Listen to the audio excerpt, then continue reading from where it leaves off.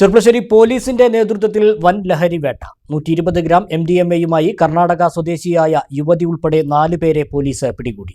കർണാടകയിൽ നിന്നും വിൽപ്പനയ്ക്കായി എത്തിച്ച MDMA-യാണ് പിടികൂടിയത്. വെള്ളിനേഴിയിൽ വെച്ചാണ് ഇവർ പിടിയിലായത്.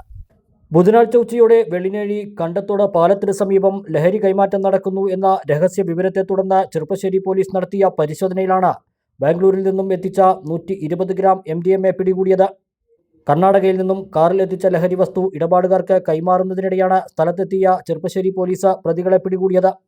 സംഭവത്തിൽ എടത്തനാട്ടുകര കൈപ്പുള്ളി വീട്ടിൽ 36-കാരനായ നിയാസ്, കർണാടക ബാംഗ്ലൂർ സ്വദേശി സുരേന്ദ്രൻ 30 വയസ്സ്, മലപ്പുറം എടപ്പറ്റ സ്വദേശി ഷാജഹാൻ 35 വയസ്സ്, ബംഗളൂരു സ്വദേശിയായ ആമിന ബീവി 26 വയസ്സ് എന്നിവരെയാണ് പോലീസ് പിടികൂടിയത്. ഇവർ സഞ്ചരിച്ച 2 കാറുകളും പോലീസ് കസ്റ്റഡിയിലെടുത്തു. ബാംഗ്ലൂരിൽ നിന്നും സുരേന്ദ്രനും ആമിന ബീവിയും ചേർന്ന് നിയാസിനും ഷാജഹാനും കൈമാറാൻ എത്തിച്ചതാണ് ലഹരി വസ്തുക്കൾ. പ്രതികളെ ഇന്ന് കോടതിയിൽ ഹാജരാക്കും. Cherpulassery SHO Kaviraj, SI Binshad Ali, ASI Reena, CPOമാരായ Ratheesh, Vijayan എന്നിവരടങ്ങുന്ന സംഘമാണ് പ്രതികളെ പിടികൂടിയത്.